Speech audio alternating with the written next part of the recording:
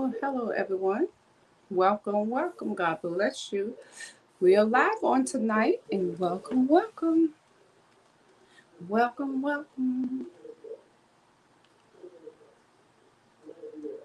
Getting started on tonight. Hope everybody is doing well on tonight. Hi, Miss Debbie.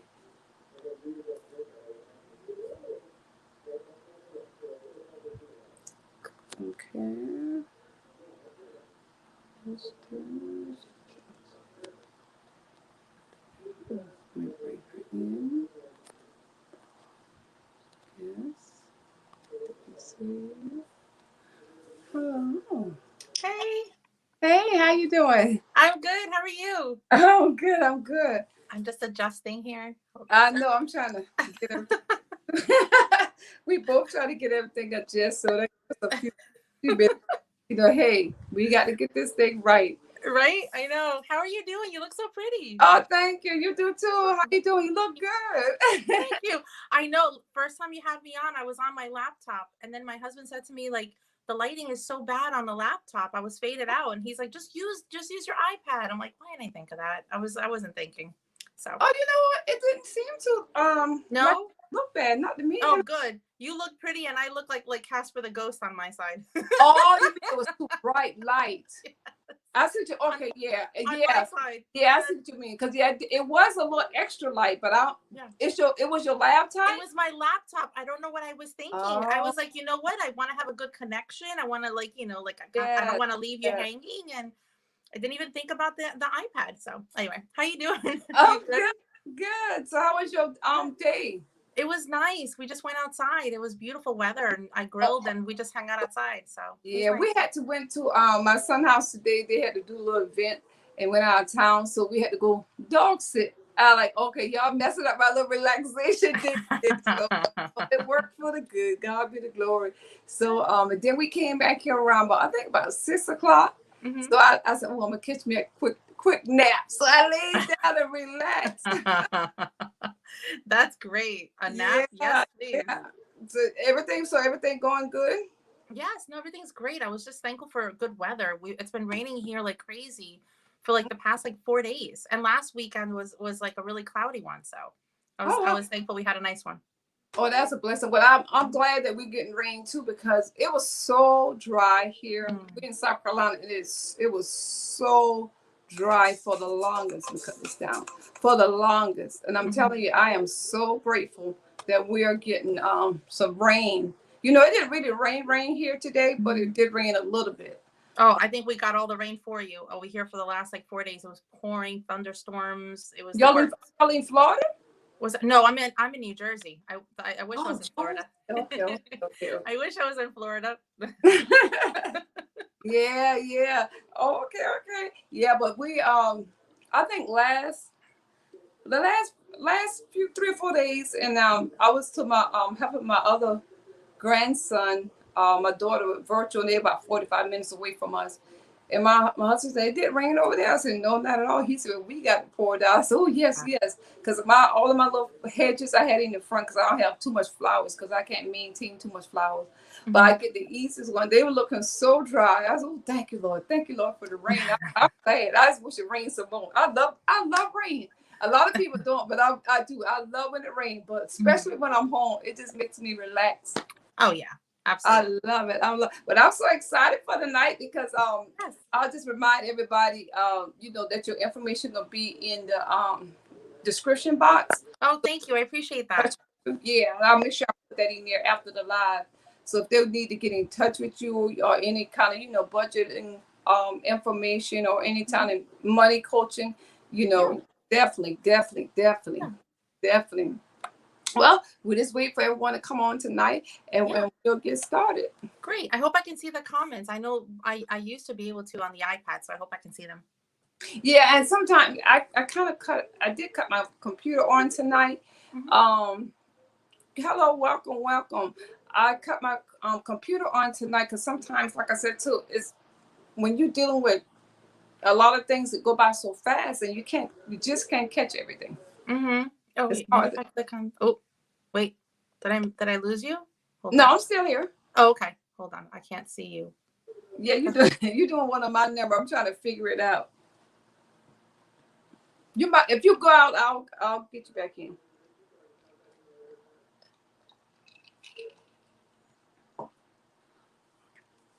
Let's see.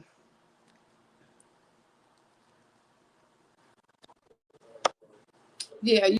Sorry, something popped Oh, up no, that you said good. comments, and then I thought if I clicked that I could see something, and I lost you. Oh no, that's right. That's right. Because like I Sorry. said, I'm still learning this myself. Mhm. Yeah, I might not. I remember one week I block out them off the screen. I said, "Oh, how did I do that?" I know. And what it will say is that you can leave the live. And I was Oh, trying. What I was trying to do. You know how you move the comments off yes. the screen, Mhm. and I moved myself off the screen. I'm like, God, Oh no. I'm still trying to figure it out. I was gonna say I'm not touching anything. Yeah. How do you do that? Like, just say, for instance, you do a comment, right? Yeah. How do you take it back off? Oh, so you click on the comment once, it'll pop up on the screen, Mm-hmm. and then if you click on the comment again, it'll take it off. Oh, okay, okay. Because Yeah. that's the part I never could figure that thing out. I played with it one time because that was kind of annoying because then you had to go from one comment to the other. You couldn't have a break in the screen. So I played with it one day and it just happened to work. I was like, thank goodness. Okay, okay. Well, like I said too, it's sometimes when you're doing this thing, you think you got it all, understood and everything. But I learned on today. I was on Nick Nemeth Live, I go a lot on there, and that someone was saying something about the StreamYard, and they said in order for you to share screen, because I see Miss Denise Jordan when she do her lives on Sunday, she share information and screen, but they said you can't do it on the phones. I don't know about the tablets, but if you do StreamYard on your computer, then you can do it. Then you can share the screen. I said, okay, I didn't know that. But see, sometimes now on my computer now the replay is looking beautiful, but there's time I've been on the computer and it's kept buffing and buffing and buffing and buffing. Yeah. So I don't know. I don't know. Well, I mean, we can go and get started whenever you're ready. And like everybody, hi, Miss Kate. Miss Kate is here. God bless you. Kate, making your living fun. She's on your channel, right? Yes. Yes. That's what I name Kate. She's a friend of mine. Kate, God bless you. I wish I wish I could see the comments in case anyone has any questions or anything. Yeah. Do you have your iPad? You should be able to.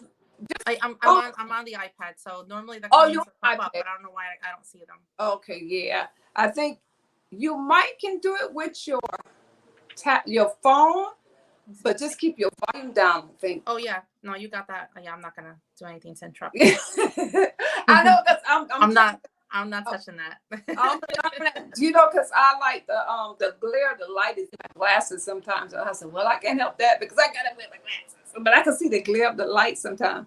And because I went to my eye doctor and she said, your eyes really haven't changed. And these really are just reading glasses.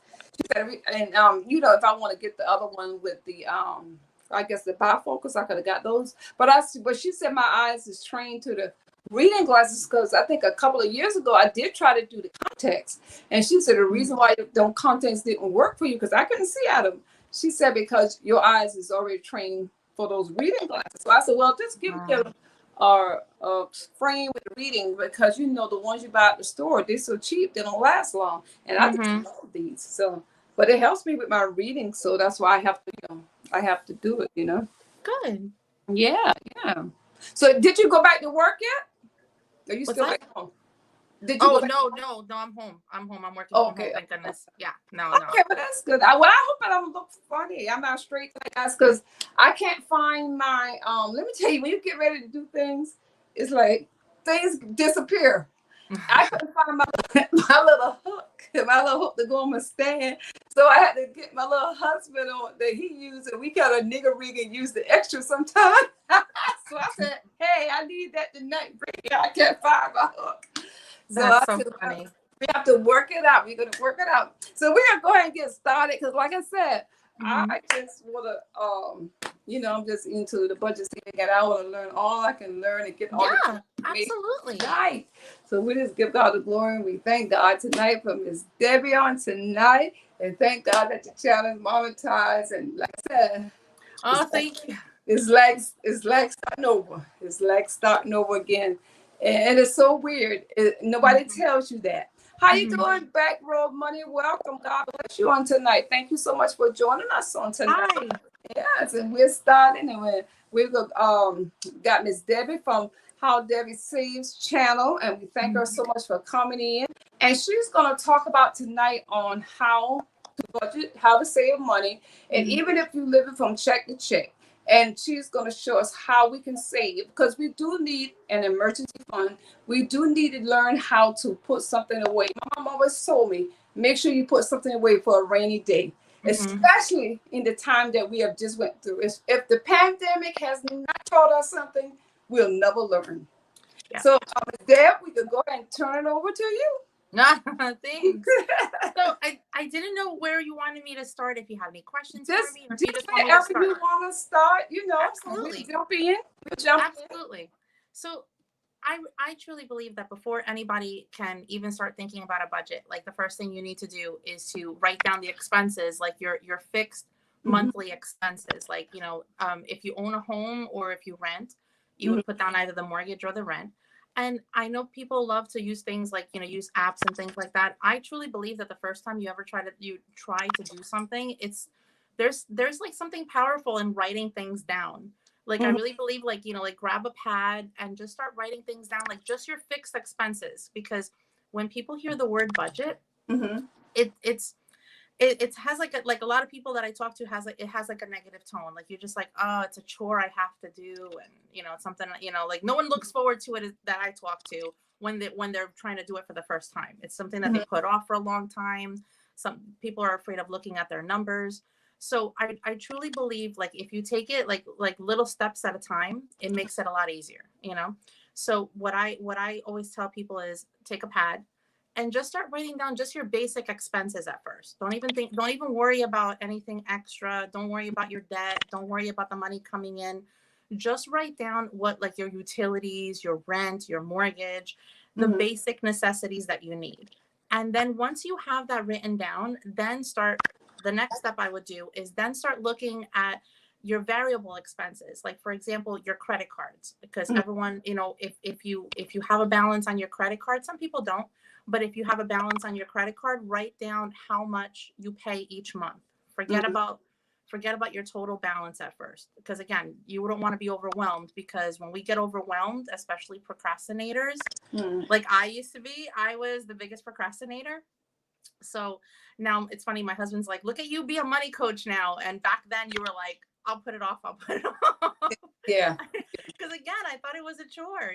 So just look at your minimum expenses, like your minimum payments on all of your credit cards. So if you have a credit card with Kohl's, with Macy's, like, and your Visa, MasterCard, American Express, whatever it is, just write down the card and the minimum payment for now. Like, we're just going to start with the basics.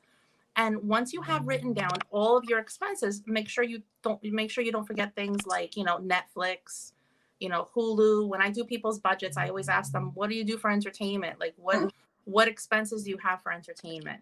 And they always forget those, subscriptions and things like that. Everything that comes in monthly, everything you have to pay monthly, you just write it all down.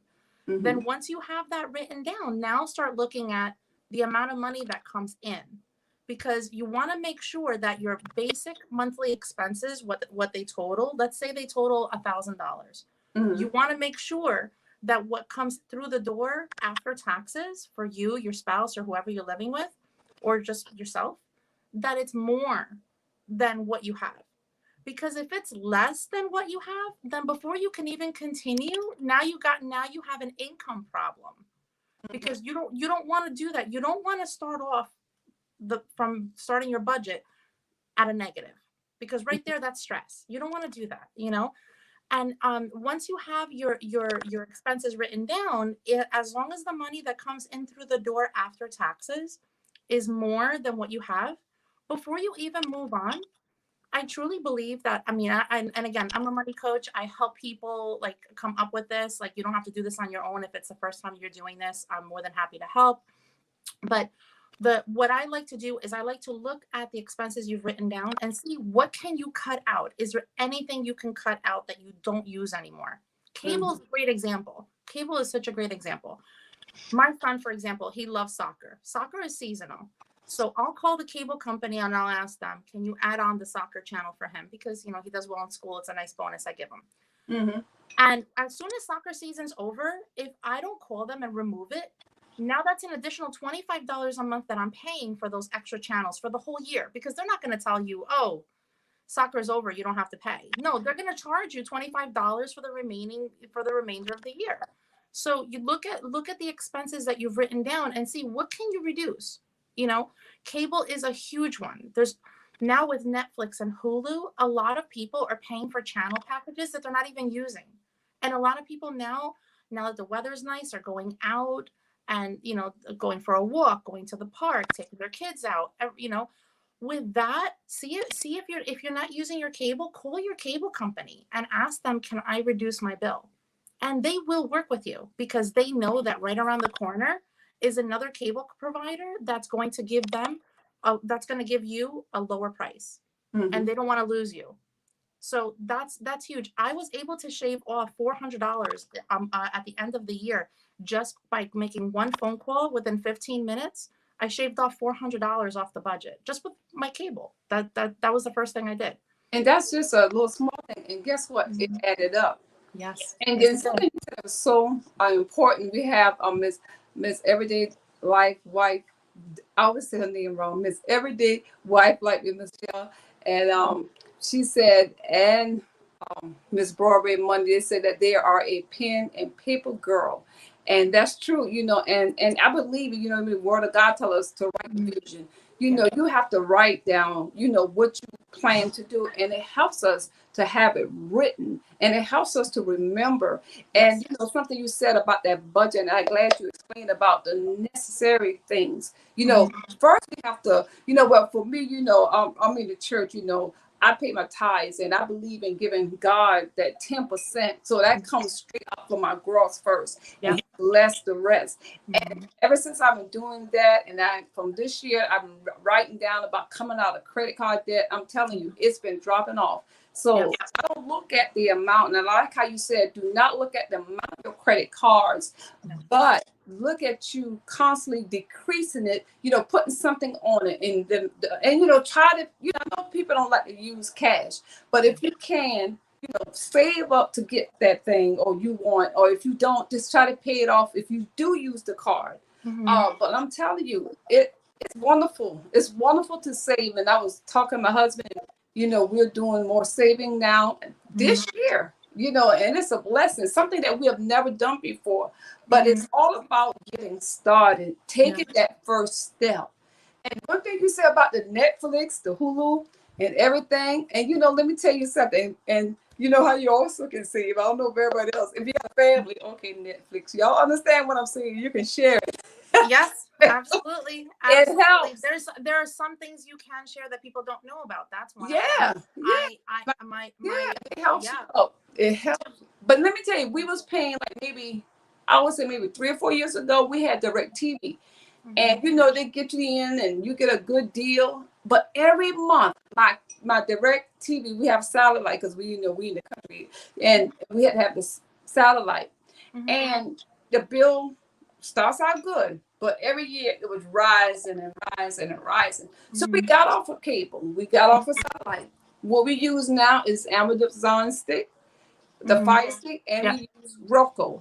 And so what I do now, like if I need my local channels, I think now they're offering some on I think they have it on but what my brother did, they put up them a HDMI antenna so they can get the local. What I did, I got they changed it to the Palmetto channel. It's called the CBS local channel. You pay $6 a month, and you get the news, the weather channel, you get the squad channel. You know, I love squad. You know, I love little like, you know, cop shows and stuff. Those are my shows there. I love them, and that's only $6 a month compared to $100+ that we were paying. And I'm telling you, now you go on YouTube, you can find. See, I like to look at a lot of old shows too. I just go to YouTube sometimes, so it's a great savings. And a lot of times, you know, especially when we are working, we don't think that, you know, that we can save money, even if you're making a good salary, but you still can save, because you just don't know when the hard times are going to hit. Why spend all your money on certain stuff? It don't make no sense. It doesn't. But I thank you so much. I'm glad you make that plain about the budget. Thank you. No, because I really believe it starts with the basics. Like I've been talking to clients and they're telling me, you know, they're so overwhelmed. They've never done this before. Like, how do you get started? And I'm like, you get started with the basics. Like, you know, just like when you have a kid or a grandkid, like they don't get up and start running. Like they take little steps. Yes. And when you take things little at a time, next thing you know, you will realize that where you started is not where you are now. That's And by staying focused on your budget, then you never know where you're going to end up. Like That's right. that's what it is. But if you just say, I'm just going to take all of Saturday and I'm just going to budget and I'm going to come up with this magical number and I'm going to pay off my debt and I'm going to come up with a plan, by in an hour you're going to be watching TV. Like I'm going to I'd have a bucket of popcorn. I'd be watching The Bachelorette. Like, oh my God. Come on, give me some popcorn. Yes. Mm-hmm. Yes. You know, it's bound to happen, especially now. Like now we're just so entertained by so many things like Instagram. Like I can't remember how many people I flip through. Like that's where we live now, and time is so precious. So I really think taking it a little bit at a time. I was working with a client today about lowering her expenses, and I was able to shave off $300 a month just in the first hour that we worked together, because she didn't know. Like she didn't know. I'm like, let's go through your expenses. She called up, which I did also before, car insurance. A lot of us are working from home. And even if you have the basic plan, if you call them up and you tell them, I'm not going anywhere. Like when you start your car insurance plan, you know, and you work, you would, like, for me, my job is about 22 miles away. So when I started with my car insurance and I had a good premium to begin with, they know I drive 22 miles to work and 22 miles home. When I called them up in the beginning of when we all started working from home, and I told them like, look, both my husband and I, we're not driving. We're here now. They're like, oh, no problem. They shaved off $39 a month off of our insurance. Wow. And another thing is, if you pay your insurance ahead of time, like we do, because we get a discount. I don't like it, but we do because we have a really good discount. So we pay it in one lump sum. When I talk to people that do the same thing, they don't know. Like they're like, oh, I already paid it, so they're not going to help me. Yes, they are. They want to keep you as a customer. They want to keep your business, even if you already paid it ahead of time. I have them reimbursing me that money every month back on my credit card. So you paid yours a month ahead, because they give us a 20% off discount off the whole thing. So I have a side account where I put money away every year, and then in January of each year I pay off the policy in full because it's 20% off. That's huge. That's huge. That is good. That's a good saving. Wow, that's a blessing, because my husband, we were with, I want to think who it was. It's the house insurance people. I can't remember which one it is, but they do these commercials. But to make a long story short, we went to, I think it's the WARP, but it's not them, but within them, that same company, I forgot the name of it, and they're much cheaper. So much cheaper from where we were paying. I mean, it cut like, I'd say about 20% from what we were paying. And I'm telling you, it is a savings. But I remember, because right now, I'm home. I don't work anymore now. I've been home before the pandemic. But my husband used to travel a lot. And when I used to work, I do remember the insurance people, they always ask you, do you drive, how far you drive from home, or they ask you these things. And because the longer you drive away from home and the longer you're driving back, it's not only a toll on your car, which of course your tire can go and things like that is what they think of, but more of a chance you'll get into an accident. And so that's why the further you drive from to and from work, the more expensive your insurance is. Yes, and they do ask you those questions. So, whoever watched this and watching this, and that's why it's so important to continue to be in touch with your utility companies, because again, your car insurance, let's say you got it 5 years ago, and now all of a sudden you have a job that's closer to home, or you're working from home. Now all of a sudden all that time has gone by that you could have been getting a discount. So another one is homeowners insurance. Like people just believe like I have a homeowners insurance policy and it's too much of a pain to change companies. And I agree, it is a pain to change companies, but you can review your policy. One of my good friends, she was my first client. I did it for free. She was like, when as I was establishing my business, she goes, wait a minute, you're thinking about being a money coach? Like, can you look at my budget? I was like, send it to me. And like, you what your best friends do, right? So she actually had a $75 clause on her homeowner's insurance that she didn't even know that was being assessed monthly because they checked off she had artwork. And she doesn't have artwork. I mean, her artwork is like, stuff that you buy at like Home Depot or Bed Bath and Beyond. Like, she doesn't have anything expensive, but she didn't realize that was a clause on her homeowner's insurance, and she'd been paying it forever. And so when I went over all her policies and I saw that, I was like, what art? And I've been at her house, obviously, like we're close friends. And I was like, what artwork do you have? And she's like, I don't know what you're talking about. I'm like, you're paying $75 for artwork. Yeah. And jewelry too. And she was like, I don't have expensive jewelry. I have my wedding ring. And they have, and that's another thing. If you have insurance on jewelry, for example, like my husband, he has a policy on my wedding ring. I don't need a jewelry clause on my homeowner's insurance unless I have like more jewelry that which I don't. I'm a simple girl. Couple of big diamonds over there. I'm a simple girl. My two rings mean the world to me, and that's that. And because he pays a separate policy for that, I was able to remove that from my homeowner's insurance policy too. I was double insuring something that's not necessary. So reviewing policies is so important. You can really shave off a good savings from just doing that alone. Well, y'all hear it on tonight. So if y'all need Miss Danby to look over your budget and help you to save, and she's a money coach, and I definitely will leave the information in my description box. Thank you. I appreciate that. Get in touch with her. I'm telling you guys. Let me see what they're saying on tonight. I don't want to get too far because I know they've been answering some good stuff on tonight. Absolutely. Let's see. Okay. Yeah, but oh my God, you learn so much things. I'm learning something new already. Thank you. Oh, you're welcome. I'm happy to help. Thank you. Yes, thank you.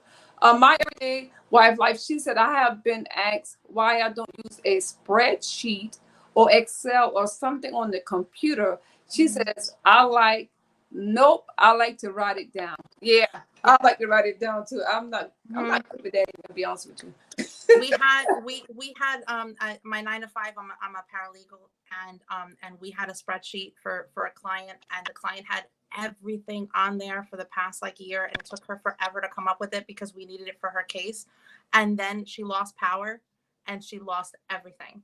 I'm just like, I don't mind. I'm not saying not to do it electronically. My thing is, when you're overwhelmed and you're starting, I really think pen and paper is the best, and it gives you ownership. Like, if you look at something written in front of you that you've written yourself, you're taking ownership of it.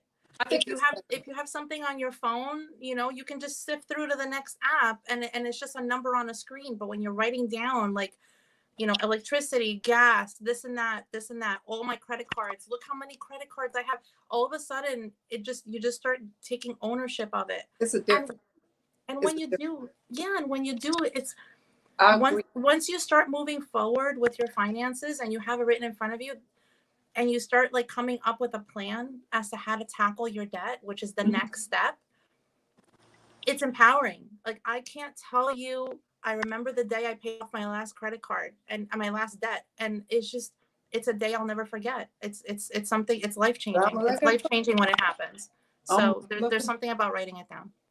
And and even like spiritual, like we got so much electronics. We got the phone. We got the tablet. I mean, we can go on. And my husband do have something like on the computer, the Excel. But like I said, I like pen and paper, and because like you said.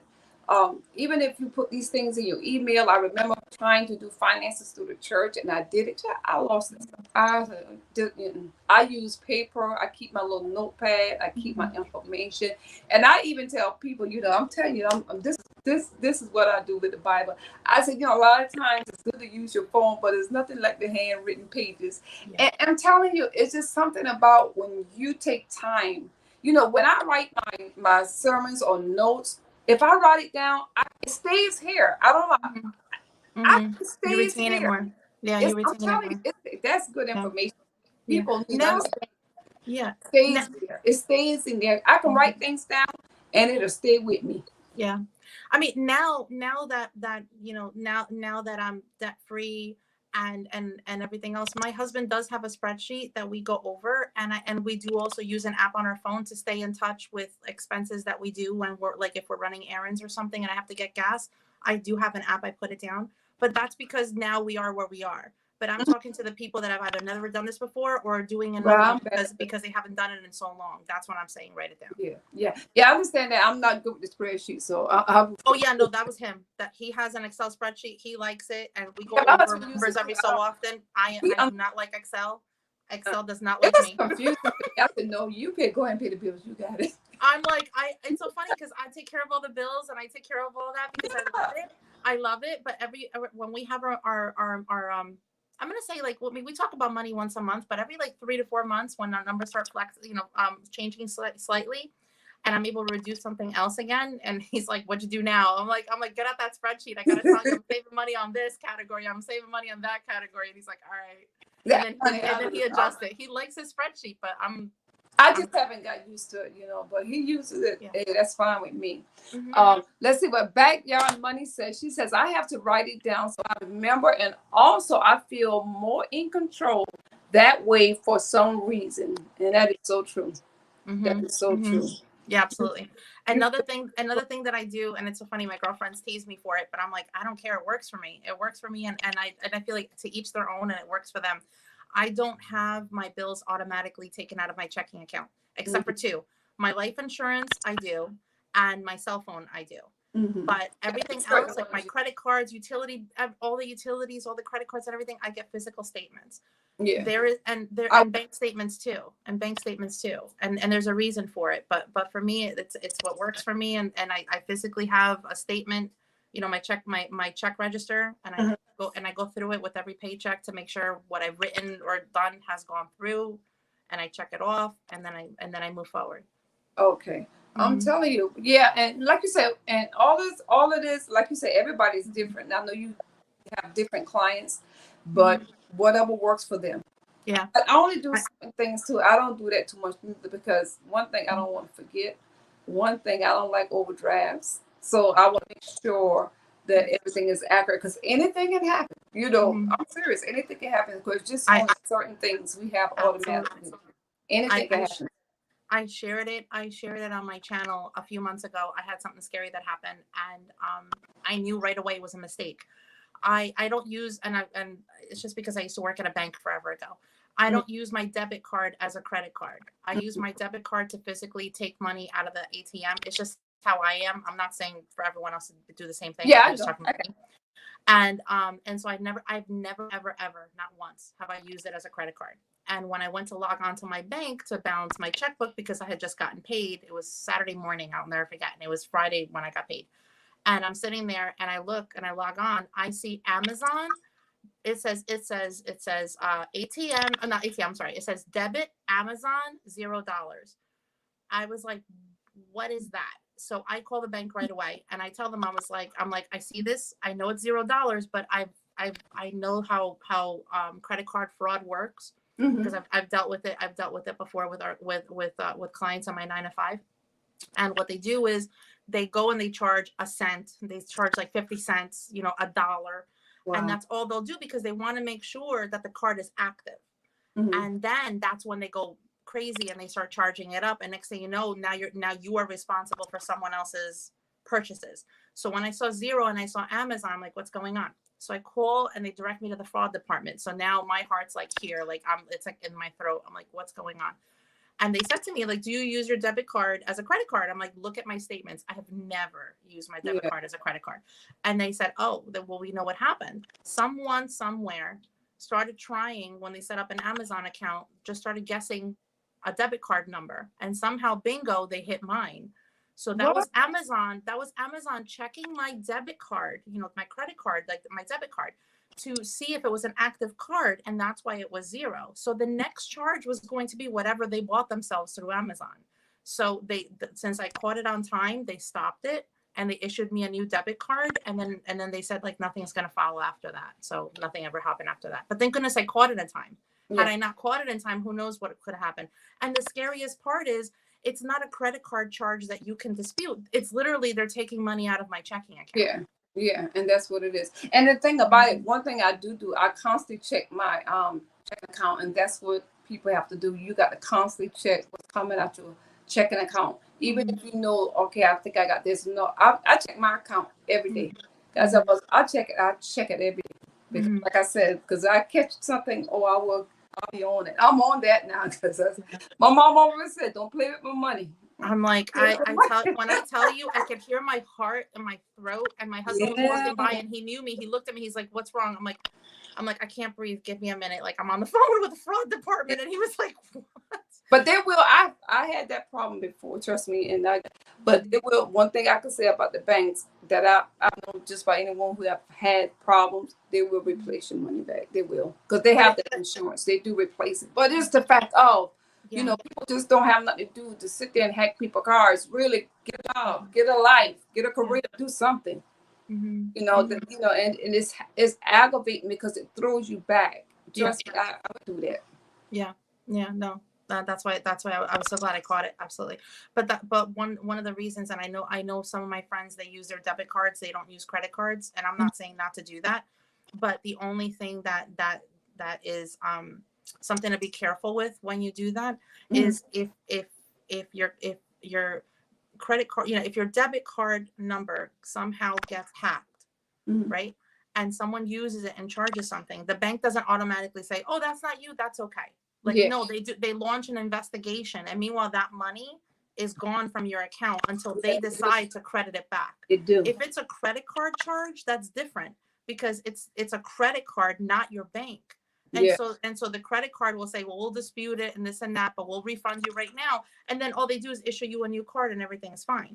But if you depend on every cent coming out of your checking account and all of a sudden a chunk of it is frozen, there's nothing you can do until they're done with it. They have to go through a process. You're right. It takes a while sometimes. So that's why it's not all the time good to put all your money in one place. So that's why for me, I use a credit card for my budgeted items, and then I pay it at the end of the month. Yeah, and that is wisdom there. Don't put your money in one place, guys. Because I'm telling you, because I remember my apostle, she said that happened to her, but she said the good thing about it, she had her money and that bank got hit, and everybody was there that day because I forgot what bank it was, but they got hit. And she said the good thing about it is that she had money in another account, not at that bank, until they got the situation straight. You see what I'm saying? So they'll probably freeze your account. So you stuck. So you stuck. Wow. So let me see what the comments are saying. Well, thank you so much, Miss Debbie. I'm telling you, it's a lot. Welcome. Miss Michelle says, in my everyday life wife, she said, I'm trying to convince my hubby to cut the cable. He is not convinced yet. She says, I'm like you, can always sign back up if you feel you need to. Yes. Tell hubby, we cheered him on. Come on. Yes. or a suggestion is call up your cable company and tell them, I want to cut you. My husband doesn't. What can you do for our budget? How much can you reduce my bill so that we can actually meet in the middle and keep your services? You will see them drastically cut that bill because again, they don't want to lose you, and they're going to think that sooner or later you're going to come back and you're going to get more services. And that's right, because I used to do that with my mom. When I used to handle her account, and I used to have to say, look, she's senior citizen, she can't afford this. What can you do for her? She's here for a while. If not, we're going to have to go. And they don't want to lose them, so they'll give them a deal. And then another tip I can give you is always be so sweet with those representatives. Like be as nice as possible. Refer to them by first name. Thank them for their help. Not only because it's the right thing to do, but those people have been screamed at before your call. People are horrible to those representatives, and so when they have someone that's extra kind and is just asking for help, they'll extend themselves even more than they would if you weren't. I know, and that's what I'm saying. If you're more sweeter to these people, you can get somewhere. My husband, we did something today. Well, he saw something. We was looking for our receipt for the tablet on the credit card because you get the insurance and then we put the receipt. But nevertheless, the young man told me to look on my credit card and I can use that if I paid it. But he looked on the credit card, and we were sitting And he said, well, where did this charge come from? 180. I said, what are you talking about? And I said, well, I know it's not me, and I hope it's not me. It says something, but what it says, well, with some Amazon, but it says something about a book company. I said, I'm not gonna order no book for no $100 or something like that. So when we talked to the man, God, you know, he was nice, and he told us what it was. It was the mattress we ordered last year. We said, oh, this is shit. And I said, thank God. See, we forgot. And I said, oh, what did we buy around my Christmas? It didn't even dawn on me. I said, he said, oh, thank you, sir. I knew exactly. Yeah, we did do that. We do that. And I said, you know, because sometimes when you look back over the things, because I told him, I was like, oh, did I order something? And he didn't know. But I said, no, it wasn't me. So I've been saying, you know, but being nice, you can get more help. And I can imagine, you know, I wouldn't want that job, I'm gonna be honest with you. No. I don't want anybody yelling at me. No, thank you. Yeah, I know. So Miss Debbie, so you're saying that like so we're even talking about what, you know, people who live in check to check, you know, because I know a lot of people living check to check, even close loved ones that really need help financially. And it's guess what? It's not easy to tell people, say, put away a little something in here. You know, set aside something for a rainy day. My mom installed that. She always told us, put something away for a rainy day because you never know.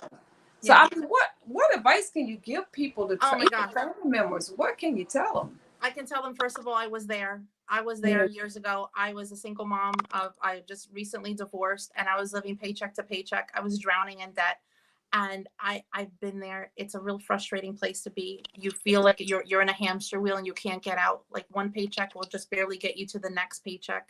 And then you hear people saying things like, and I'm not saying anything negative about anyone. There's so many wonderful YouTubers out there saying great things, but you do hear people saying things like, you know, pay yourself first, or, you know, something for a rainy day. And it's a great advice, but when you have $10 to get you to the next paycheck, and that's a stressful anxiety, like everything. It's so negative. It's such a negative place to be. What I say is, like I was just saying, write down all the expenses, because even when you live paycheck to paycheck, you'd really be surprised as to how you will put something really small on a charge, like $5, like it's a cup of coffee, or, you know, it's you know, fast food one day because you're rushing around or something. By writing down your basics, that's where I was at. So by writing down your basic expenses and then looking at the money coming in, then reducing those expenses, calling up your cable, all your providers, cable, the alarm. I even reduced my alarm system, and I got a better service. And I reduced my plan by $20 a month. Like, call providers, tell them what situation you're in, tell them that you really need help. They will help you. They will put you on a payment plan. They will reduce your expenses. So then now that you've reduced your expenses and you have written down what the expenses are, hopefully with those tips, you will find extra cash, because from what you were paying to what you're paying now, because you've reduced your expenses even more, now you have hopefully a buffer that you can now put aside and start accumulating a small savings, because nothing will get you more in the hole of debt than an emergency happening and you have nothing. Because all you're going to do is you're going to charge it, and all you're going to do is get deeper and deeper into debt. Again, I've been there. I did too. I've been there too, because I went through that too. I went through the divorce, and it throws you, and you got to start back over, and you're by yourself, and you live pay check, trying to pay rent, trying to, you know, do a lot of things. But you know, the thing about it, it's not easy. I've been there too. I know that struggle is real. People don't understand struggle. And also, I know, like, you know, can help you save money is to fix your lunch every day. Yes, absolutely. We talked about that the last time I was here. Yeah. You know, save, you know, a lot of times, I mean, like when I was working, I really didn't need too much to eat in the daytime. Anyway, just grab me a little quick sandwich, or if I did got something, maybe been something for $1. But when you bring your lunch, my husband always used to take his lunch to work. Mhm. used to work at the school. So he said, well, he didn't care for it. And he said they kind of priced it at the school. And he didn't care for the lunch. So he always, whatever we cooked at night, we fixed it. So that's another way of saving. If you Yes, absolutely. if Absolutely. coffee every morning instead of going to Starbucks, and I heard you said something about that. You Yes. know, buy your coffee. Yeah. So like what the reason why I can't say it enough about writing down your expenses, Mm-hmm. and is also now the next thing I would suggest for someone to do is before you even move on to the debt or anything else. Now you're meeting your just your basic expenses and minimum payments on your debt. You're looking at the money coming in, you reduce your expenses, and now you have a little bit of a buffer, hopefully, that you can start setting aside. Before I move on to anything else, I really have my clients look at their statements. Look at the last month or maybe even two, if you have them, of your credit card statements and your bank statements. The reason why you're looking for those is two things. One is because you want to make sure that you're not making charges for things monthly that you don't need. Mm-hmm. Because sometimes we're in the position that we're in, and I'm not saying all the time, but sometimes we're in the position that we're in because we have bad money habits. So by looking at your statements, you'll see the Burger King, the Starbucks, Mm-hmm. things like that. And you'll see expenses. Hopefully, you'll see expenses that you're like, if I were to take those $5 and put them aside, like how much is $5 a week times 52 weeks a year? That's savings, you know? Like that's how you should look at it. Instead of looking at it as $5 here or $4 here, what's that going to do on paycheck to paycheck? I want that cup of coffee. Yeah, but $5 a day times 5, if you only work Monday through Friday, is $25 a week. $25 a week times 52 weeks a year, how much is that? Do you know what I mean? Like that's enough to probably pay off a credit card. Like things like that. Look at all your expenses. See what you can cut out. Now, I'm not saying like, there are people out there that talk about rice and beans and rice, and that's what I'm not saying that. But if there's anything in your budget that you're like in your statements that you're surprised about and you're like, wow, I didn't realize that my cup of coffee is adding up so much. Bring Mm-hmm. one from home, even just temporarily until you get out of the cycle that you're in. Until you get out You of know this. what I mean? Once you're in a better place financially, then you can add those expenses back in. But to get out of the cycle of living paycheck to paycheck, it's so important to look at that. The second reason why I really want you to look at your statements, your bank statements and credit card statements, is because mistakes will happen. It happens to me a few times a year. I had a credit card that told me that I had a $50 membership fee. I'm like, no, that's never happened. I don't know what they did on their side. They assessed me a $50 fee. That it's not a membership fee. I know my credit cards and I know that I have no membership fees. I simply called them up and I explained. I don't know if and I obviously I wanted to be as nice as possible. So I said like, oh, I don't know if the mistake's on my part or on yours, but I don't remember ever having a $50 membership fee. And so she's like, oh, don't worry, I'll take care of it. I'll just change the type of card that you have to a different type of card on the system. They didn't have to give me a different credit card at all. It was Oh just wow. something on their side. It was just something on their side. And that phone call that was about 15 minutes, maybe 20 minutes, saved me $50. I didn't. They credited back and that was it. I've had Amazon Music be charged on my phone. I mean, on my credit card. I don't have Amazon Music. The Alexa that we have is on my husband's account and it's in the kitchen. Mm-hmm. Like I don't have that. I've had what is that called? Audible. I've had Audible, Amazon Audible, like Mm-hmm. the book subscription. I've had that on my credit card before for $4.99. I don't have that. So I've called them up and actually no, I didn't have to call them up. I apologize. I had to go online and fix that one.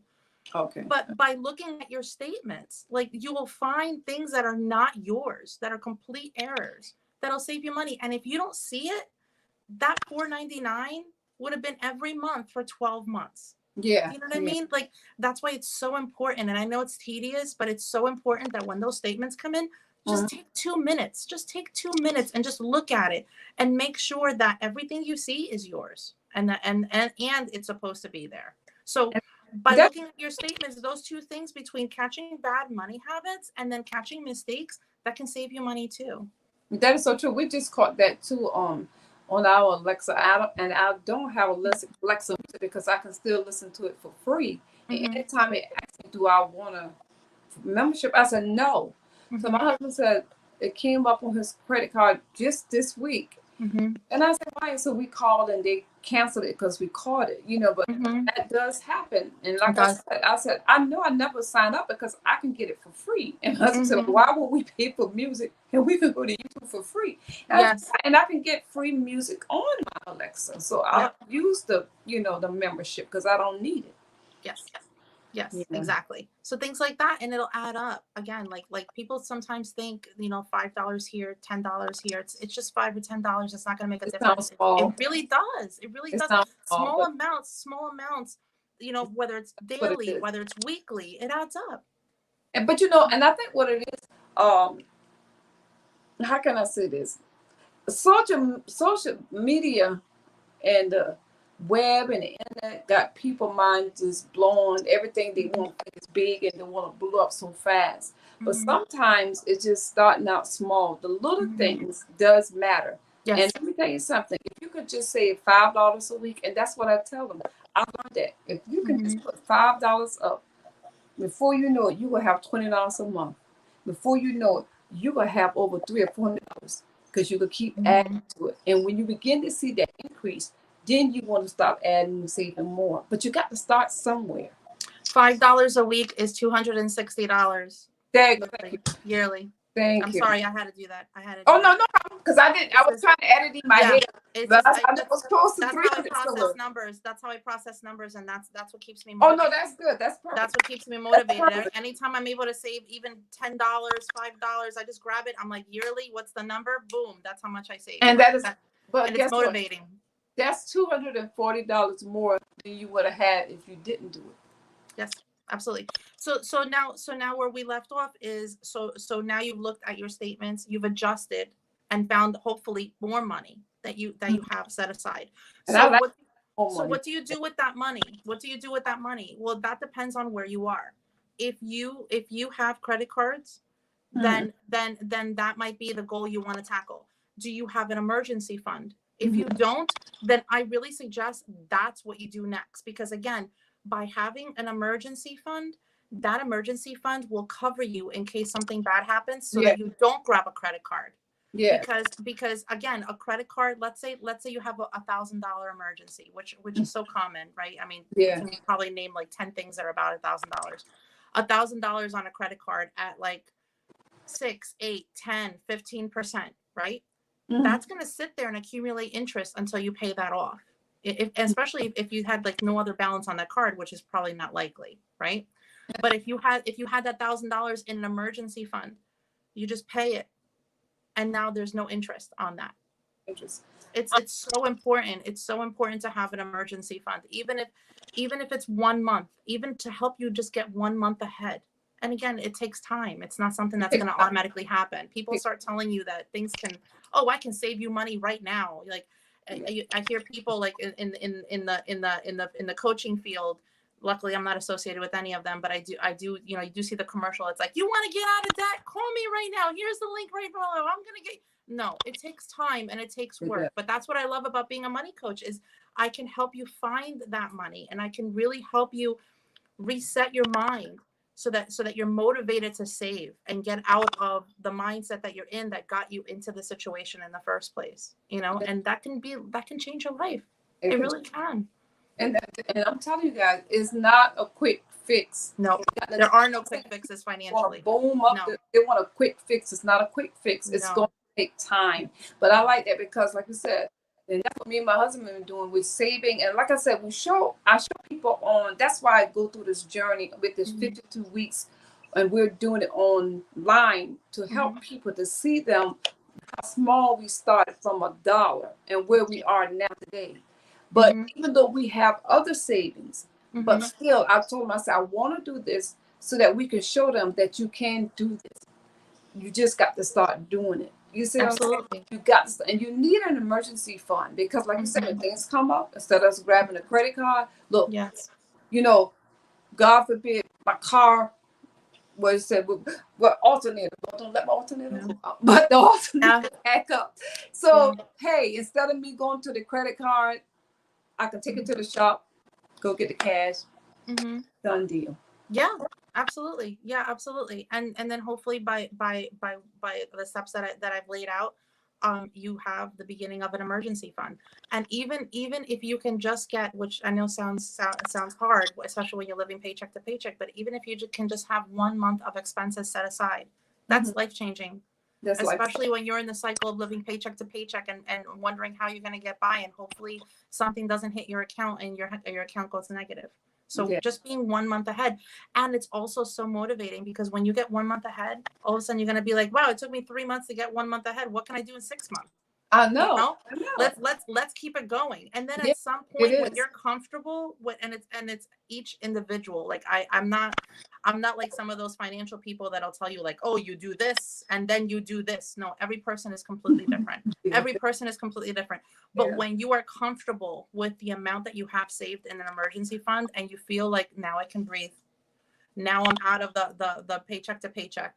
Like, okay, now I'm motivated because look what I did. You Mhm. know, now what's next? Well, now you tackle the debt. Now you start tackling the debt, and everybody tackling the debt is completely different. Again, there's no one method of doing it. Someone tells you there's one method of doing it, hide. Like, It's I'm not. like, no. No, I'm it's like, I'm not. telling you, there's so many ways of tackling your debt. But what I suggest for you to do is, in order to figure out which way is the best way for you, is write it down. Write down the name of the credit card, the interest rate that they're charging you, Mm-hmm. how much the minimum payment is, and how much the total is that you owe. Those are the four things you need to really come up with your own plan. And are you getting comments? Am I talking too much? Because I want to make sure you get to any good question that you might have. You know, wherever you want to stop it. Oh no, I don't want. Okay. I can talk money You all get day some and night. I can comments. talk money all But day you know, and you've night. been rolling so good. I didn't want to stop you. I said, No, well, no. okay. I just want to help everyone. I'm like, please go ahead. I don't know Okay, what you want to yeah. do. Do you want me to keep going, or you want to look?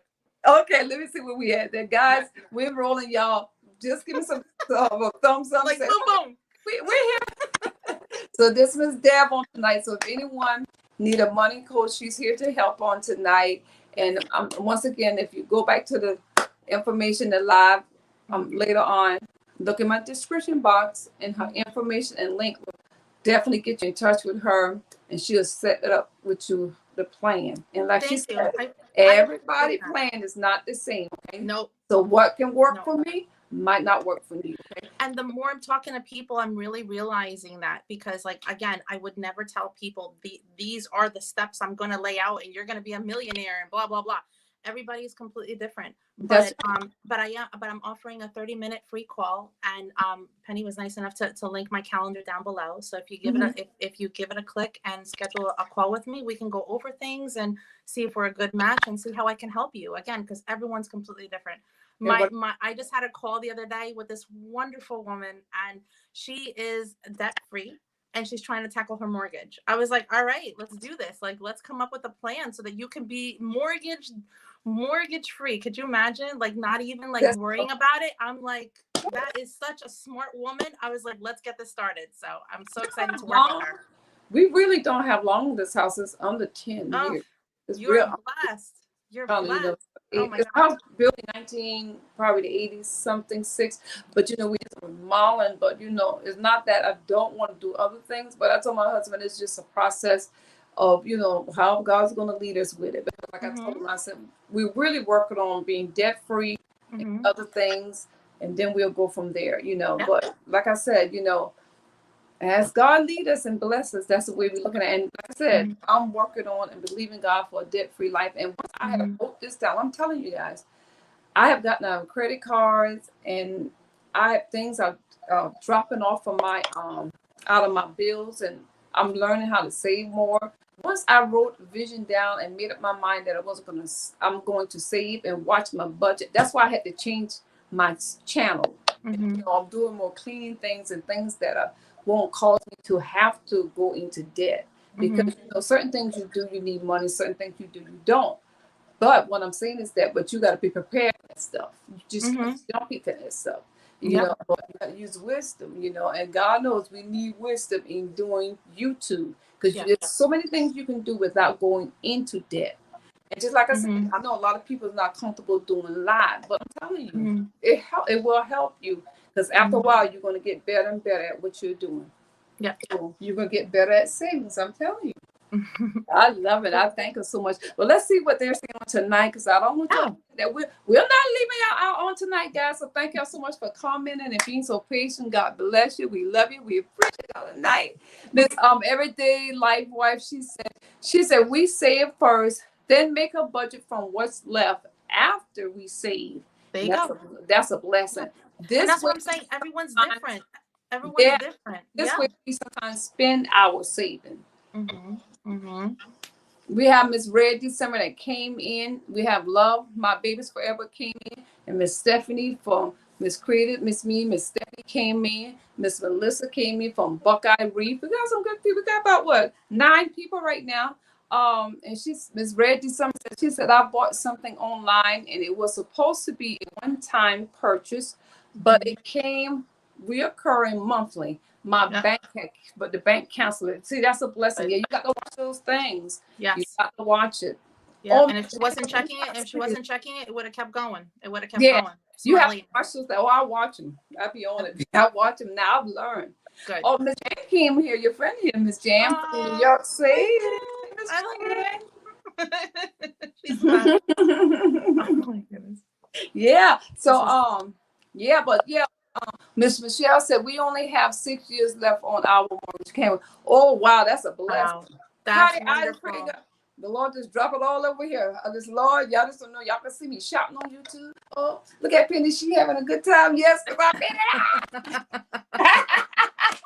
Please, I'm all animated. I'm like from here to here. Like, let's talk money. Like, oh my gosh, are you kidding? I'm so animated. No. yeah, but that is so true. But Miss Tamara from Love My Babies Forever, she said, this is so awesome, Michelle. Thank you. God bless. Yes. But let me tell you, but don't be afraid to ask for help. You know, Yes. sometimes I've learned if I don't know a thing, I do not mind asking. Dude, Yeah. please don't hesitate to ask for help. Yeah. You know, that's Absolutely. like Miss Dev, she's such a sweetheart. I know she'll work with you. She will work with Oh, you. absolutely. And if they have any questions, I'm more than happy to answer. Like, absolutely. No, please. Yeah. I've been there and I know how hard it is. And that's why to me, it's like, I'm so excited to help people. Like, I really am so Yeah. excited to help people because I've been there and it's hard. It's a bad place Yeah. mentally. It's exhausting. It's anxiety. Like, I couldn't sleep at night. It's overwhelming. Oh yes, it Yeah. is. It is. So I left off about talking about how to tackle your credit card debt.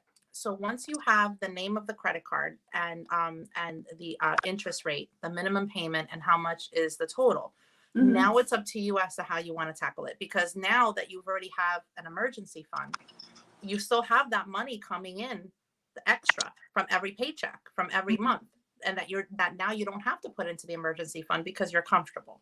So now we talk about how to tackle your credit card. I think it's so important to look at the amount total that you owe. That's a column that's so important, as well as interest rate. If you have by having it written down, it's easy for you to personally come up with a plan. If you have if you have a high interest credit card, like if, for example, let's say you have 4 credit cards and they all have about the same amount on the interest, then it doesn't matter which one you tackle first. So in that case, in order to save money, what I would do, again, 4 credit cards, same credit card, about like maybe 1 or 2 points off, but mostly like around the same interest rate. If you have them all and it's all about the same interest rate, what I would do is I would list them from highest amount owed to lowest amount owed. And the reason why I would do that is because you're going to save more money that way. Because you have 1,000, let's say all 4 credit cards are at a 4%, right? You're getting more interest charged on the $1,000 one, right? So what I would do is I would tackle the highest one first. But let's say you're not the kind of person who gets motivated easily. Let's say you're the kind of person that procrastinates a lot and you don't want to deal with this and it just seems overwhelming. Then what I would do is I would flip it and I would pay the lowest one first, the lowest amount first. Reason why? When you tackle the lowest amount on the credit card, so you're making minimum payments on everything, but you attack the first one on top, that's going to be the easiest one you pay off because it's the one you owe the least amount on, right? So then let's say a month or two go by, 3 months maybe, and you pay that off, right? Now all of a sudden you're like, I'm one credit card off, like I'm one credit card free, right? You can breathe a little bit. So now let's say now you have 3 credit cards left, right? You're making the minimum payments on these 2. Now you're going to tackle the one on top. You're going to throw everything, every extra cent you have at it, right? So that one is going to go quicker because you already paid off the one on top of it. So now the second one is gone. So now you're going to do the same thing. You're going to pay the minimum payment on this one, and you're going to tackle everything on this one. Once this one's done, now you're down to 1. And now all you do is all that money that you were throwing at those other ones, you're going to throw everything at that one. And then you're credit card debt free. That's called the Snowball Method. It's called the Snowball Method because that. So if you hear that phrase, that's what it is. By paying off the smallest credit card first, it gives you the momentum financially and also your mindset. It makes you motivated to pay them off. But you know what? That is true. That's what I've been doing. I've been dropping those smaller ones, and I am so happy about them. But I didn't know what it was called. No, that one's called the Snowball Method. When you pay off the small, that was me, sister. You got me. When you pay the smallest one first, that's what it's called. That's what it's called. That's me. I was snowballing. I didn't even know. You're like snowball. You didn't even know it. That. But you know that's real motivation because when you see you pay off that, it's going to encourage you. Say, look what I've done. This was $200 and I paid it off. Now I'm gonna tackle the high one. Might be $400. It might be more, whatever. But now I'm working on this one. And every time that thing drops, it clears up. It makes you feel better. Oh my gosh. Now, if you're not the type of person that needs that motivation with that Snowball Method, right? And you're more of a numbers person, there's another method called the Avalanche Method. And what that is if you have, again, 4 credit cards, right? But you, instead of looking at the amounts, you look at the interest rate. So you organize those 4 credit cards so that you have the minimum, so that you're looking at the interest rate, not the amount owed. And what they do is they tackle the highest interest rate first, because by doing that, by tackling the highest interest rate first, what you're doing then is you're saving money overall. So if you're a numbers person and you want to save money, you tackle the highest interest rate first. And then once you pay that off, then you go to the second highest interest rate. And with the rest of them, you're paying minimum payments on it. Wow. That way might take you longer because for all you know, the one that has the highest interest rate also has the highest amount. So you might be having like the lowest interest rate, that's $250 credit card, but you're tackling the $1,000 credit card first because it's got the most interest. Gosh, yeah. But some people that are numbers people that want to save more money, that's what they do. And it's not about motivation to them. It's about knowing that they're saving money because they're tackling the highest one first. I like that one too. That's and knocking down too. We can knock the high ones. I like both. Yeah, that's called the Avalanche. That's called the Avalanche Method. Yeah, and then there's the Snowflake one, which is just every single time you have an extra $5, you're throwing it out of debt, and you're throwing it out of debt. That's called the Snowflake one. I like that, boy. Boy, I tell you, you got. I'm telling you, you can't go wrong. She got different ways tonight.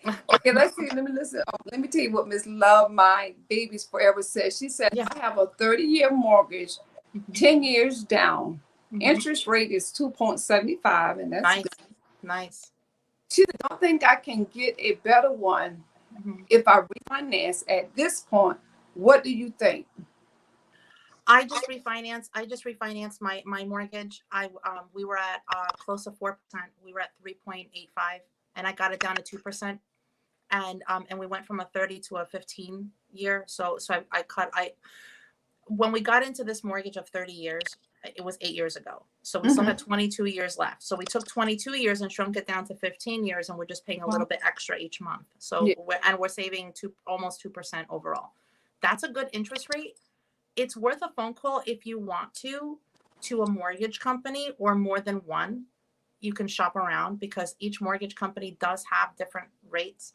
But what I would focus on, if that's what you want to do, if you just want to see if you can save money, what I would do is make sure you find out how much are the fees.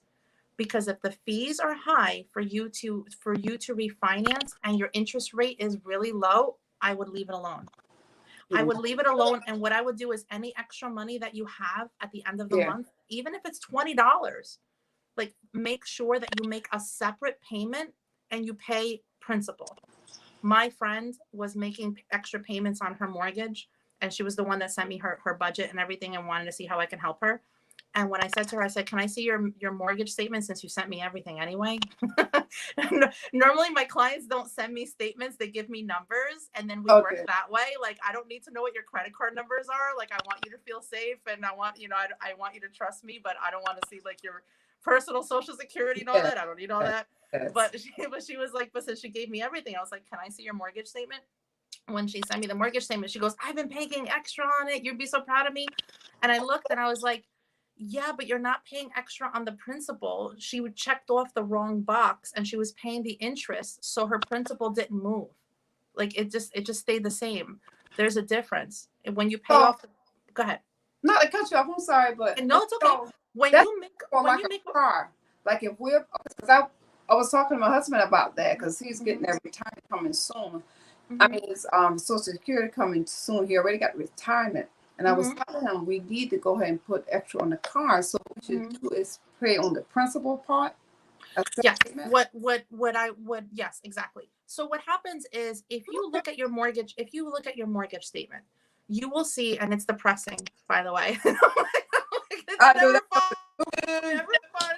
I've yet to meet somebody who says it's so much fun to look at my mortgage statement. It's the most depressing thing you'll ever see, and I'll tell you. Let's say that you're paying that whatever it is that you're paying. You're making your monthly mortgage payments. If you look at your last statement that they mail to you, you will see you're paying this, right? Let's say you're paying $1,800 a month. You're paying $1,800 a month, but what's actually being applied to the actual balance of the mortgage is going to be like $700. And the rest is going towards interest, towards your escrow account, towards your homeowners insurance policy. And you'll see, like, even though in your mind you're like, wow, like I'm paying these payments, I'm paying them on time, I'm paying a good amount. No, what's actually being applied to your loan is so small because they always take the interest, they always take escrow, and they always take the mortgage, the homeowners insurance policy. That always gets taken off out of every single payment. So what I suggest you do is always make your mortgage payment on time because you never want to be assessed fees. But let's say you have an extra 20, 30, 100, whatever you have extra, make a separate payment online or written down, whatever, however you do it. But make sure that you click on the principal amount, because then what you're doing is you're actually taking that extra amount. They're not taking interest on that. They're not taking anything for escrow. They're not taking anything for your homeowner's insurance. That extra payment is going right on your loan. And that's how you tackle down your mortgage. But sometimes you need to focus and pay attention when God give you information from other people, because there's a pastor here and they built a church years ago and they paid it off now because they were paying on the principal. And I heard them say that they were paying, they paid, my brother was going there, they paid on the principal. So that's even like for a car too, because I want to pay. Yes. So can we call the bank and tell them I want to pay on my principal, or just send it in towards it? How would you do it? However you pay it. Like for example, I pay my mortgage online. So when I pay it online, I make a normal payment because they expect that amount every month, and I never want to be assessed a fee. And every mortgage company should give you a grace period. Like, for example, my statements say the first of the month, but the payment is due by the 16th. So that gives me an extra paycheck to give me a little wiggle room to make sure I make that payment. And when you make it online, it's accepted that same day.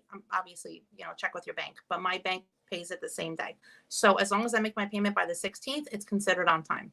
So then what I do is, wait for the next paycheck or wait for the next month. And when I have anything extra, I sign back up online.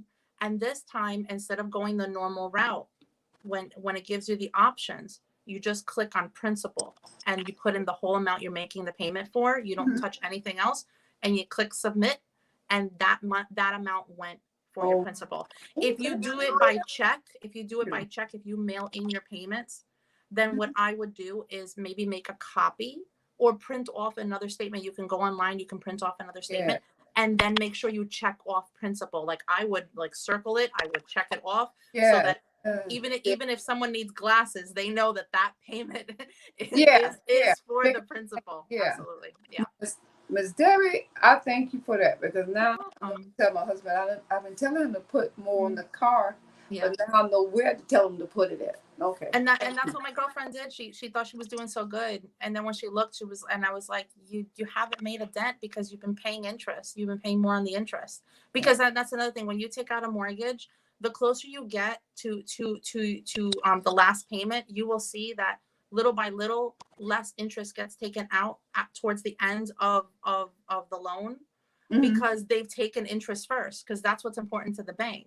To the bank, it's not important that you're paying off your house. To the bank, it's important that they get paid first.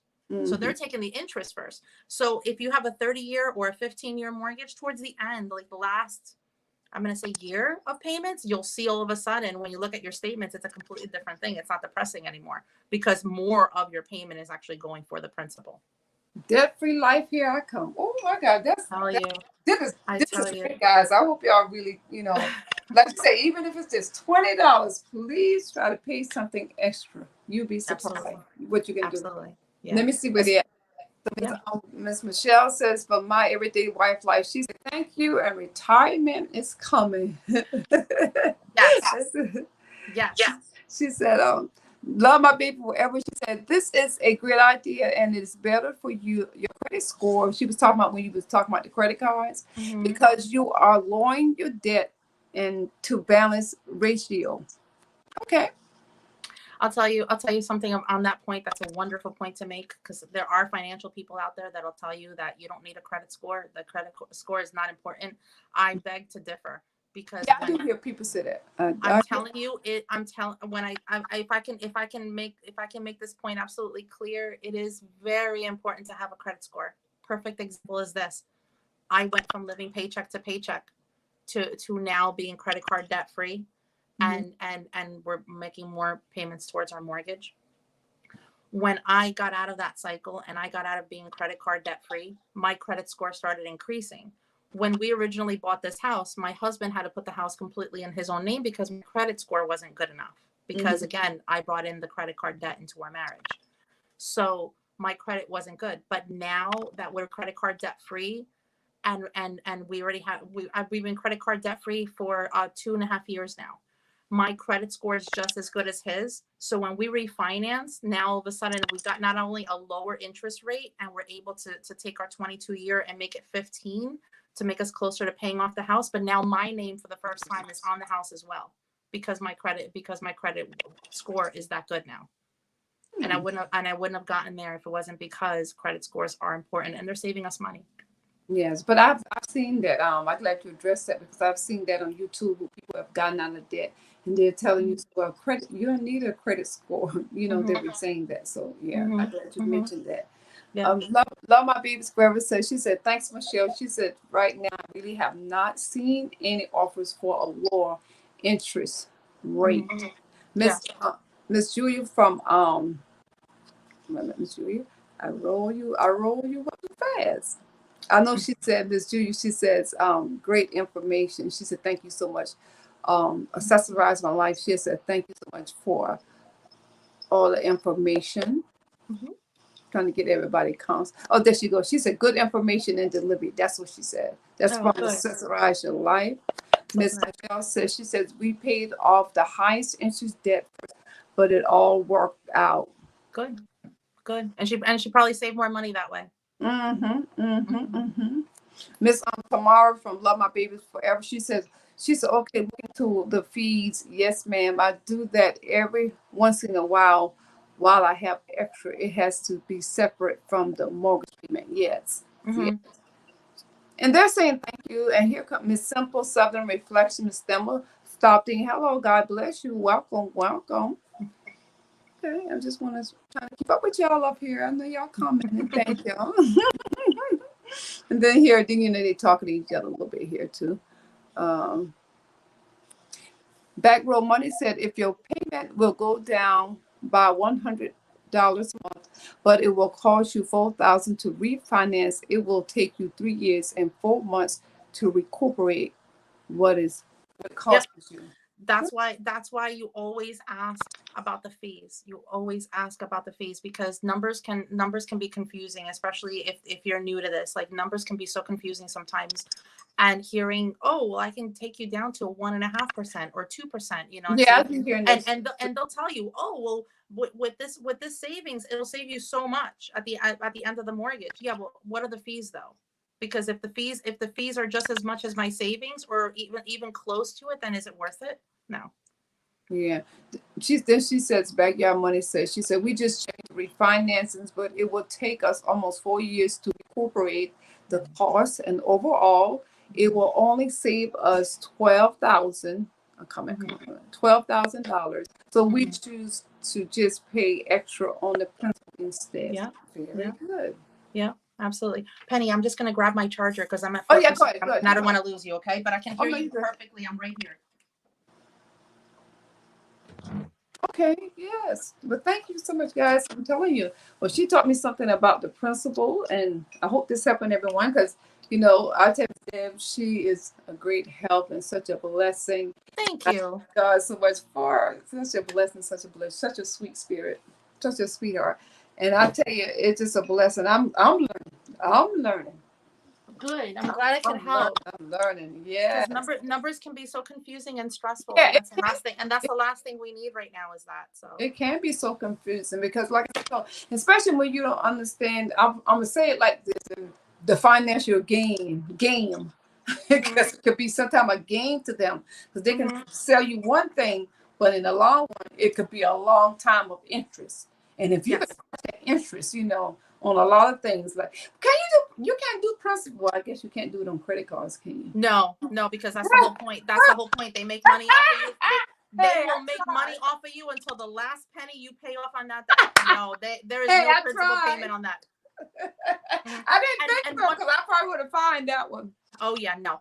And one thing that I really I never want to come off as someone that tells people what to do, but I want to offer as much information as possible because I would hate for someone to think they're making a good decision and then end up being something that they regret. Yeah. Consolidation loans. If you can try to stay away from consolidation loans on credit cards, I would think that is a huge money win for you, because again, I'm not trying to come off as someone like from a negative place, but I just want to be honest. If you have those 4 credit cards that we talked about, some people, people in general, we tend to go for what's easier, right? Yeah. It's just natural. It's just human nature. And I'm not judging anyone. It's just human nature. Oh, yeah. So when you have 4 credit cards, for example, or 5, or how many you have, and someone tells you, oh, well, I'll give you a loan. And you can take all those credit cards and combine them. And instead of paying Kohl's and American Express and MasterCard and everything, we'll pay them. And all you have to do is pay us. It sounds easier. And again, human nature, we go for what's easiest. I have yet to meet someone, and if one of your viewers will change my mind, go ahead. But I have yet to meet someone that says a consolidation loan worked for me and I'm credit card debt free. Because here's what happens. First of all, the interest rate is never low on that loan, right? But a lot of us, and not all of us, but a lot of us get into credit card debt because of where we are mentally. Like, for example, retail therapy. Like that's a thing that people really believe in. I've had a bad day. I went shopping. Like I just went through a breakup. I went shopping for a new wardrobe, to get revenge or whatever. Like there are things that mentally your mindset when it comes to money has your mind has a way of playing tricks on you. And especially when you're in a place where that's what got you into debt in the first place. So when you do a consolidation loan, something that people just don't realize until they realize it and then they go back into the hole again. is that all those credit cards that got combined together into that loan, now you're making one payment with interest to that bank, right? But it sounded so good to be true, because it is. Because what happens, all those credit cards you have, they didn't get closed down. They stayed open, and now they all have a zero balance. So if you were in the mindset where you're still coming from a place of living paycheck to paycheck and being in debt, and you haven't worked on your mindset, more than likely, I think the rate, and I don't want to misquote, I'm going to say is 70%. 70% of people now have that consolidation loan, but now have all those credit cards that have a zero balance. They regain balance. They regain their debt. Back to them cards. So then now they're worse where they were, because now they have all the credit cards and they have that consolidation loan to pay off. So you took one step forward to take two steps back, and now you have double the amount of debt. Wow. I know someone who had did that before years ago. It's been a while now, probably over 12, 13 years. I don't know what happened to it, but I never consolidated. It has sound good. I'm not gonna sure it sounded good, but I never did. It does sound good. It sounds very tempting. But like you said too, unless you discipline, unless you have really had a change of mind and you're disciplined and you're not the type of person to go back and get things and stuff, it's best to leave it alone, because the interest is so much higher. Yes, it's so much higher. And then now you're paying a higher interest rate on that consolidation loan, and now you have all the credit cards again that are regaining a balance, because once again you're going back to what got you in trouble in the first place. Yeah. I see that so much. I've had people come in to have two consolidation loans and have credit card debt again. Like it's again the same place you were in paycheck to paycheck where we started this conversation, but now it's debt.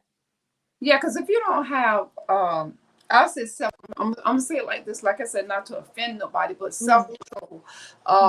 Self-control, even as a part of the Spirit of God, self-control helps us to control ourselves, so that we won't, do things, overdo things, in life, whatever it might be. But I know we are talking about money, so even overspend, because God will bless us, and we work and we can get out of debt. But it's bad when we're not disciplined to stay out of debt.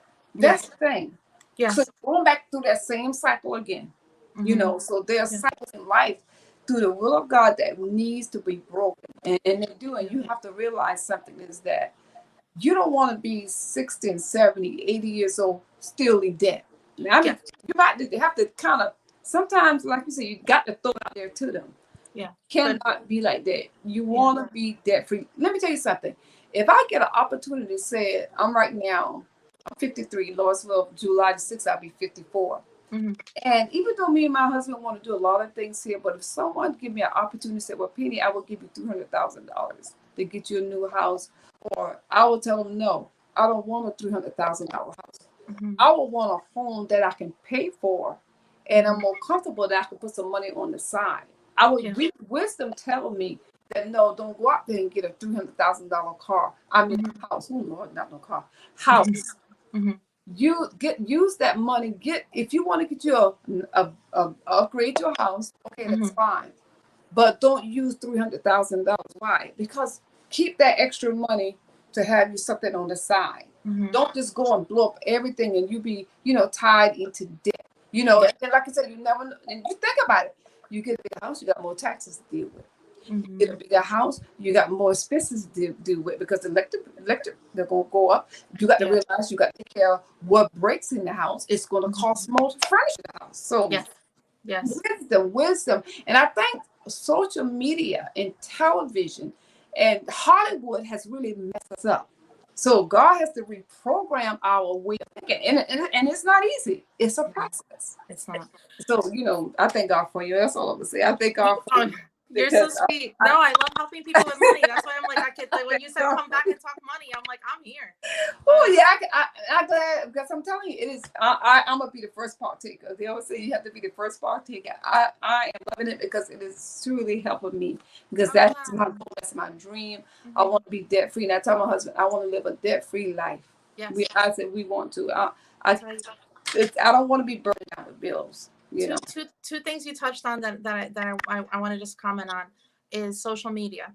Social media can be such a wonderful tool. For example, that's how we're talking now, and and hopefully I'm helping your viewers that are watching as well save money.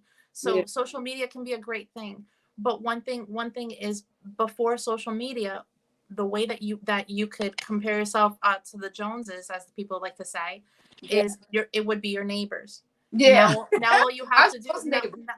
now you'll have to do is look on Instagram, and you see these celebrities on these yachts and all this stuff and everything And else. they look good now. Oh, they look good, and it makes it kind of be like, that'd be nice. But another thing that I find really important is when it comes to mindset and especially debt and money in general, the way you were brought up really takes part in it.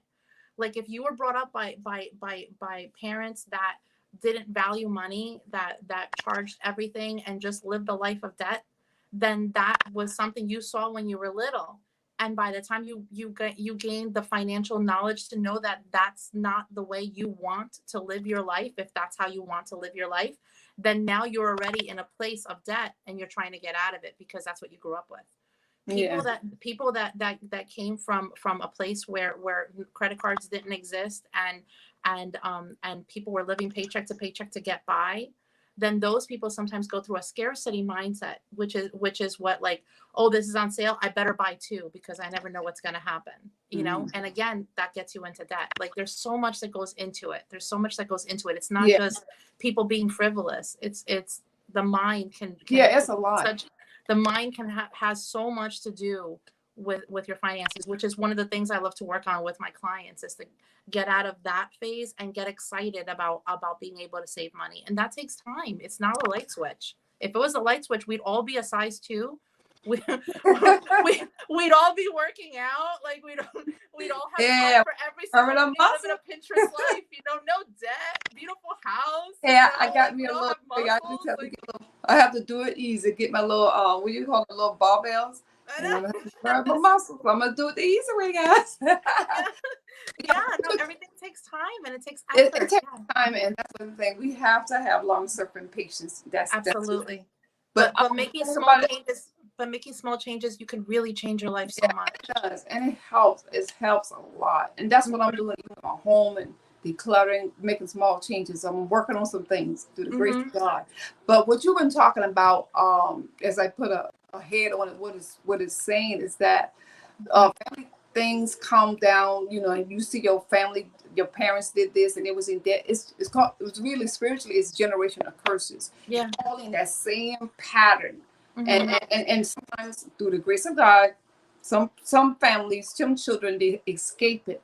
Yes. But majority of them, it triggers them because that's what they saw their parents do. And that's what, they're used to and they're accustomed to. So you got to deal with generational curses and bad habits that we pick up through life. And let me tell y'all something. As being a Christian believer, bad habits are not easy to break. It's not an overnight process. And that's why I try to tell everybody, it's not an overnight process. No. Everything takes hard work. But what we value most are the things that we worked hard for. Yeah. Like, think about that. Like, I know someone who had a sibling, and every time her car broke down, her father got her a new one. And then she had a sibling that had to work hard for her car. So who do you think had a car that lasted longer because she appreciated more? The one who had to work for it, not the one that got handed everything, And that's the way life is. Like, that's the way life is. Things that we work hard for, we value more. So when you work hard on your finances, when you actually finally dedicate time and think to yourself, today's the day I'm going to start budgeting. Today's the day that I'm going to face my numbers and I'm going to change my life. And you work hard at it. Those are the people that are going to succeed. And that's why I'm so passionate about this. I just want to help people just be able to get there. Yes, and you are. And I can tell you very passionate. And we thank you so much. You're very welcome. You're very welcome. Yeah. I'm so happy to be here, being able to give out some tips. Thank you. Anything to help us, hey, I'm game with it because I'm telling you, it's a blessing and it helps me. Miss Michelle from Everyday Life, she said we also didn't mortgage our second house for another 30 years, and we only did 15 years and saved so much money. After we sold our first house, we have a 15 years. So that's a blessing. 15 years sounds so much better than 30, right? Like, Oh my God, my husband and I, that's my like husband so and I, long. my husband and I, when we were signing those papers, like, he's older than me by a few years. Like, he was Yeah, like, we're gonna pay this off, and I'm gonna be this old, and I was like, yeah, we're gonna pay this off, and I'm gonna be this old. And I said, but you know what? Like, I know, just like we tackled our debt, like we got out of $48,000 of debt, and just like we were able to save 8 months of an emergency fund, and how now we have all these investment accounts, and we're looking forward to our future and investing in our children's future as well. Just like we did all that, I know that we're going to tackle this debt. yeah, And I told him, I said, you watch, in 10 years, we're going to be mortgage debt free. And yeah. that'll be the day that everyone can hear me just open up your window, and I'm gonna be like, ah. But you know what? And that's what we have to do. And people are going to have to realize you got to be positive about your change. You got to speak over yourself, because I believe speaking life over yourself and believe in God that you can do it. The word says in Philippians 4:13, we can do all things through Christ who strengthens me. And I can tell my husband that daily speak blessings over you. Daily speak over yourself and say, I can do that. I'm coming out of debt. What you believe in, what you're dreaming, asking God to give you the strength and the wisdom, because He guides us and help us to do it. And you got to keep believing and speaking it. Don't doubt yourself. And even if come on now, even if you fall down, get back up. Absolutely. Don't And stop. that's what happens in money. That's what happens with your money journey. Yeah. There's no perfect way of getting there. You're going to fall. You're going Yeah. to have Yeah. a bad day, and you're going to get takeout, and then you're going to look and you'll be like, oh my gosh, I just blew my grocery budget, right? Or like I did this or I did that. Well, if you continue, then you're going to go back 5 steps to where you were Yeah. living paycheck to paycheck. It's picking yourself up and saying, I messed up yesterday, but now now I know I'm good. I'm good, and I'm gonna keep going. That was Absolutely. some people. Get back up. You fall out. You fall off the horse. Get back on again. Let's try it again. Let's get this thing. We can ride this thing right. But Miss Backroad Money said, she said, yes, Debbie, that will be so exciting. So Yes. you Oh, spoke that 10 I years. tell you, all these viewers, just open up your windows in 10 years, and if you hear a Yeah. crazy woman being like, But see, you spoke that. And that's why I said, you shit it, oh shit. Who I said the Spirit of the Lord coming. We shit it out there. I feel God's Spirit coming. Listen, let me tell y'all something. Have a vision. Have a dream. yeah, Ask God to cause you to dream. And I tell my husband that all the time. Don't be stuck at now. And this, we talking about finances or anything you're going through. Have a positiveness, a vision about it. Ask God to move for you. You know what I'm saying? yes. And I'm telling you, God brings the just and unjust alike. We serve a God that He don't have respect for people. So you know what I'm saying? So I'm telling you, I'm just trusting and believing God. Come on, I'm believing Him. And like you said, them 10 years, you speaking that.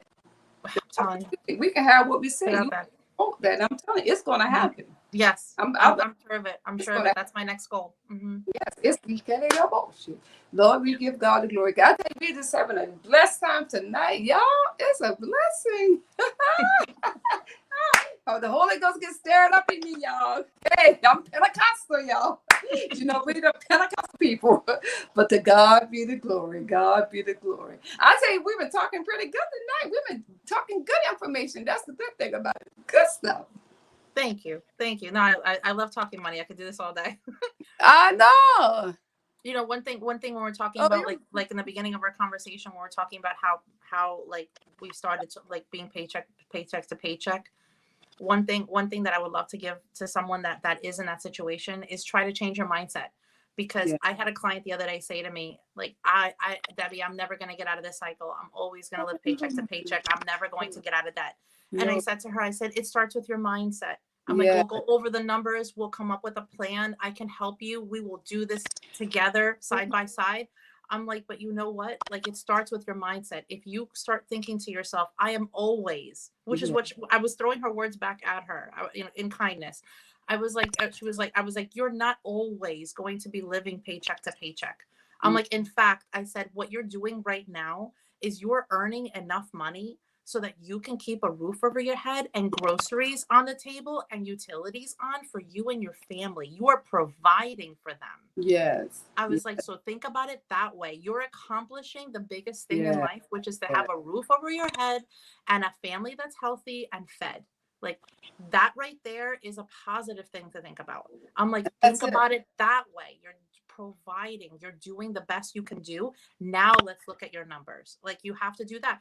And when we got off the phone, she was like, I've never thought of it that way before. Like, I've never thought of it that way before. I'm like, debt is there and we will tackle it.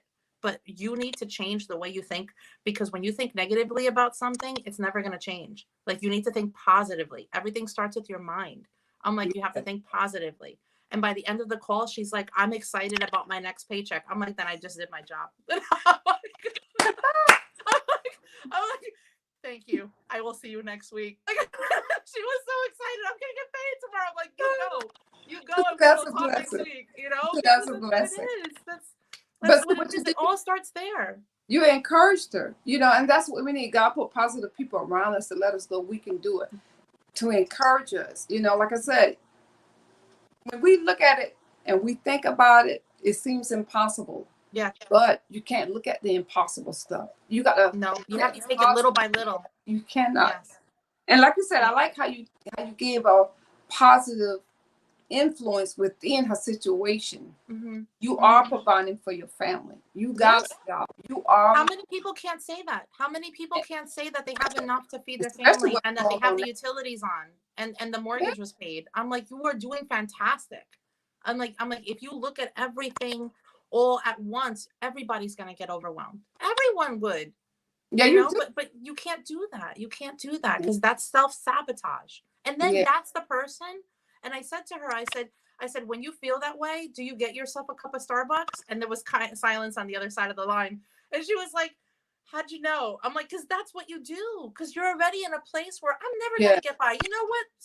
I'm just going to go right now and get myself a cup of coffee. I love that coffee, you know? Yes. $8 out of your pocket every time you're feeling bad. It's like, no, flip it. Let's be positive. Yeah, and that's true. You got to be positive. Miss Back Road Money, she said, this was so much fun, ladies. Love y'all both. So enjoyable.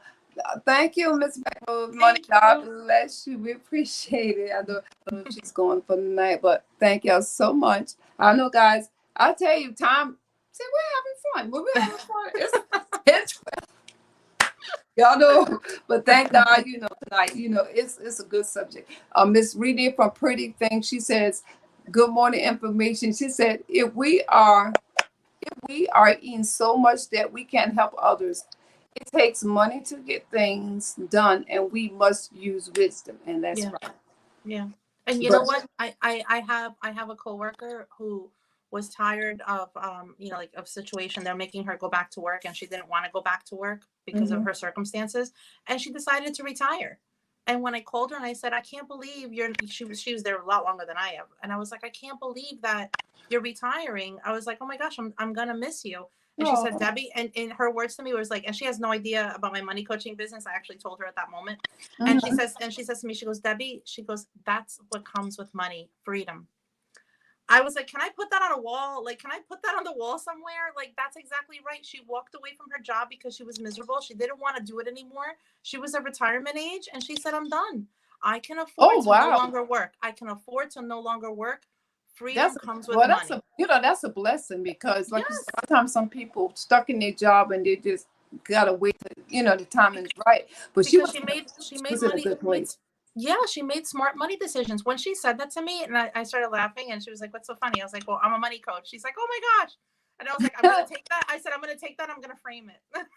I know. I'm just going to frame it and give it to all my clients. Be like, with money comes freedom. I was like, how great is that? Oh, yes. Yeah. Oh, Rena, when I said good morning, she said she meant good information. I said, oh, that's all right. Typos. That's all right. I do them all the time. When I be on live, I be typing people. I say, oh, I didn't say that. You know, that typo change with things in a minute. If you ain't fast, it got you. I'm like, no.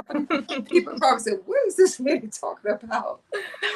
Oh, my gosh. Well, guys, y'all get him a question. Hey, Deb, I thank you so much. And once again, like I said, you will never know when you might need some help.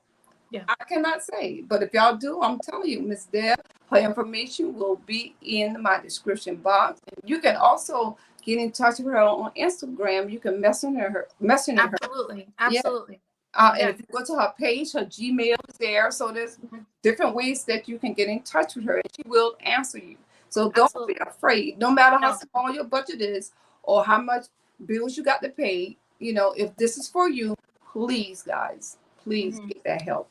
Yeah, I mean, I'm again, like, I'm happy to help, if you want to book a 30-minute call with me and see if I can help you in any way, my calendar, Penny was nice enough to link it down below. Send me a DM, whatever, however way you want to get a hold of me. I'd love to see how I can help you all.